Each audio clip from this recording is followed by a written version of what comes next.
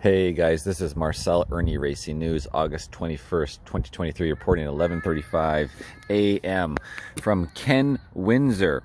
Critical firefighting equipment stolen from BC wildfire area, fire officials say. Firefighting gear has been repeatedly moved and stolen in the Shuswap region over the last 2 days, says the BC Wildfire Service. And so we can take a little listen and hear it direct.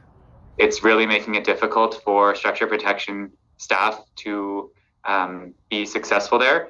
They will set something up and assume that it's going to be there, go and turn it on, and it's not there, or critical elements of it are not there, like a pump. I can't think of another time where it's at the scale of what's happening right now. Like, again, we'll have a pump or hose or stuff stolen every now and then, and that's expected, but the amount of stuff that's stolen, and like repeatedly we'll set it up and it will be gone, and set it up and will be gone, that is, beyond what normally happens. There's people that showed up at our fire camp ready to loot our entire fire camp, again on dirt bikes with just empty bags, and that didn't happen because we had people there, and no altercation or anything. It's just, I'm sure they thought there was an empty fire camp, they could just go and take everything, but it would greatly help us if our stuff was there and not stolen, which is, mind-boggling. We have to have this conversation.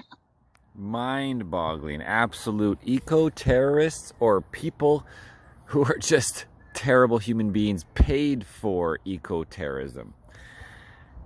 Gear such as pumps, hoses, sprinklers, and ATVs have been stolen over the last few days, according to Information Officer Forrest Tower. It is not okay what's happening, Tower said.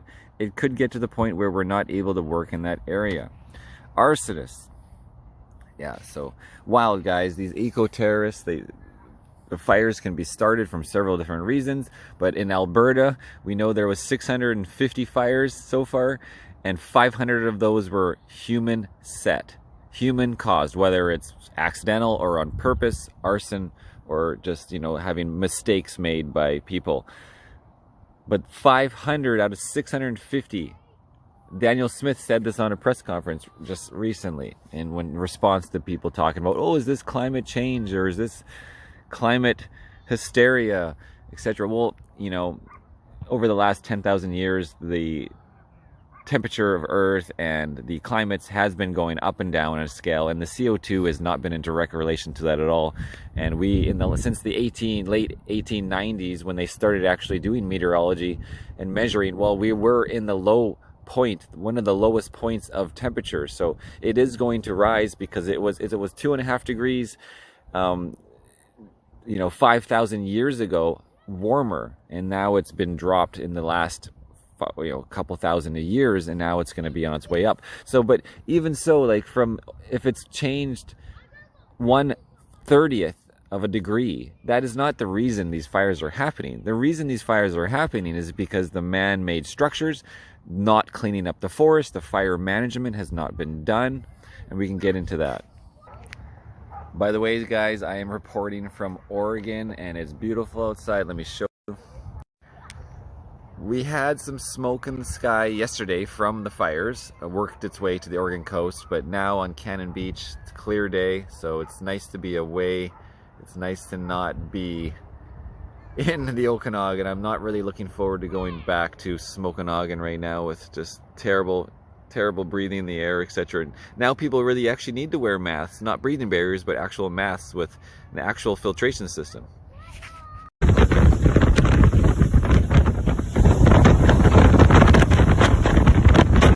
I'd like to direct everybody to check out this video on Friends of Science YouTube channel, Kelowna Catastrophe, Climate Change or Preventable Disaster. And this woman goes into all the talking points. She did her time to set up the information. So we can look at the IPCC has not detected or attributed fire occurrence or area burned to human-caused climate change. Quote, for a wildfire to occur requires more than just fire weather. It also requires fuel and a source of ignition. In fact, according to the IPCC, the weather is not the most important factor in fire. Human activities have become the dominant driver. Indeed, most wildfires are started by human activity. Here's from Roger Pelkey. And she goes into comparing the previous fire we had in 2003 on the Okanagan Mountain Park fire. I was there for that. Of course, I was on Peachland and looking across, just the same as this photo here. And then on the right, we have the photo of today from the Kelowna, now looking to the west side. And then, of course, we have our career politicians, whether retired or not. Catherine McKenna, this liberal, does this terrible little stupid tweet. We're going to read it out loud, and this woman on this YouTube channel read it as well.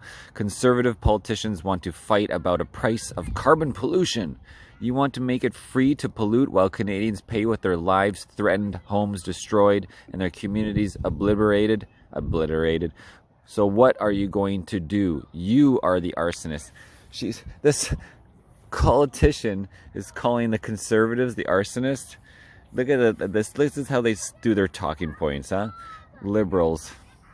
Or the wildfire. Oops. Let me back this one. So the T, then and now. Look back. So here's a picture of Kelowna about 100 years ago, and here is Kelowna today before the wildfire. So, yeah, there's a little comparison from 100 years. Now, I'm born and raised in Kelowna. 39 years I've been there or around there.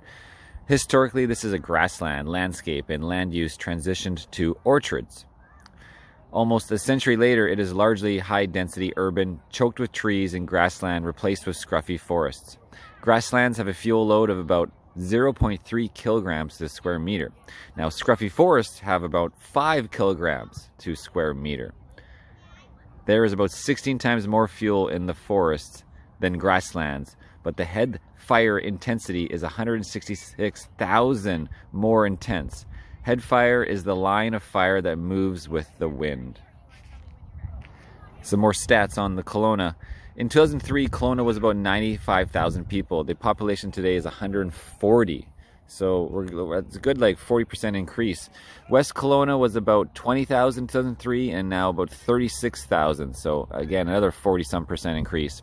You don't have to talk about climate change to recognize that there is a problem. People encroaching on wildland, fuel loads in surrounding forests are huge. Homes being built right into the forest with little regard for fire smart. BC Interior is a camping, hiking, vacation wonderland. Just one negligent person, one nutter, yes, one nutter, one paid nutter or non-paid, one accident, one power line sparking on a tree on a windy day. And she goes into the wildlands fuel and built fuels, and in combination, it is a deadly mix for fires. Fires. A complicating factor in Western Canada is the fact that we have about 18 million hectares of standing deadwood. These are trees that died from the pine beetle infestation. That's right, guys. We had all these problems back in 2012, I guess it was, with the pine beetle. The pine beetle was just going across, who remembers this? Nobody talks about this anymore, but the pine beetle devastated, killing all the trees in huge amounts in all the areas, from our dirt bike territory, side-by-side territory, to along all the cities. I mean, it was a huge thing at the border. You couldn't move wood between land. I actually had wood from Shannonville, Ontario, and then when I was going across the border to the States, months later, I had a couple logs in the back of my truck, didn't even think about, and then it turned into a 5-hour border ordeal where the wood had to be frozen, because of and then I had investigators come and meet me at my house a week or two later who drove 5 hours to go chat with me about my motorcycles when I could have told them the GPS location, where I did tell them the location of the wood that I got in Shannonville at this lot on the GPS satellite. But there's the government paid, we like to go for 5-hour trips and then just bullshit. And then I showed them my motorcycles and stuff. This is the government waste, clearly. And now we have more government workers than ever, but nobody's doing anything to fight fires. In fact, there's a huge lack of firefighters. There's a huge lack of firefighting equipment. And of course, the bombers never operated for the first 2 days of the fire when it rages on. And that's just typical stories. There's nobody actually doing anything at the beginning of the fires when you can actually control it. And of course, the fire management, what has been happening with fire management around the Okanagan? I have seen fire management around Merritt, pretty much just they're clearing out a lot of the trees, and so you cut it, when there's 10 trees, you cut out 30-40% of the trees and have gaps between them all and try to clear out the deadwood. and have burn piles, and you burn the piles. So not fire management, and then home protection, all this stuff's being lackluster. And of course, fire breaks, huge important thing. So right now, when you have a fire already raging, you need to plan it a week in advance. I was just doing some studying yesterday about this. Is like, if they need to make a fire break, you need heavy equipment. We're talking huge excavators, ditch diggers. You need to create literally a road, plow a road, a large highway width road, taking out all the trees with a huge equipment. But you can't just do that when the fire's in your backyard. You have to plan, well, the fire's going to go up this mountain and down this mountain, most likely, so we'll make the fire break right here, and we can take a week to do it. But that is not happening. The equipment isn't available, the personnel isn't available, and the money is all sent to Ukraine, or along with our 4 tanks. Anyways, guys, let's get back to the original firefighter video and get the beginning of it, talking about the stolen equipment. Okay, from the beginning, we saw just the end of the video so far. 4 or 5 large sprinklers, hoses from each of those, probably 1 or 2 pumps. That's been stolen 3 times, and now there's a 4th set on there. But the problem is we don't have any left. Like, they're all deployed. Every pump stolen is 1 less pump for the rest of the summer. Like, there are not pumps to buy in North America. There have been ATVs stolen with all the gear on them, like big side-by-sides that we're using for mass water delivery systems. So it's not an insignificant amount of gear. It's to the point now where it's limiting what we can even do in that area. And it's really making it difficult for structure protection staff to be successful there. They will set something up and assume that it's going to be there, go and turn it off. And it's gone, guys. Stolen equipment. That's the story of the day. Reporting live here, guys, August 21st, almost noon, from Cannon Beach. I'll show you my view and we'll leave it at that. That's the view I'm working from, guys. Beautiful, beautiful.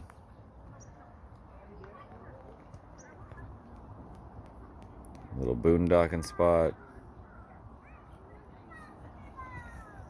Right on the river to the ocean. Oh, and Dr. G, she's hiding in there doing her doctor calls. I'm almost done. Then we go one-wheeling. One-wheel champ.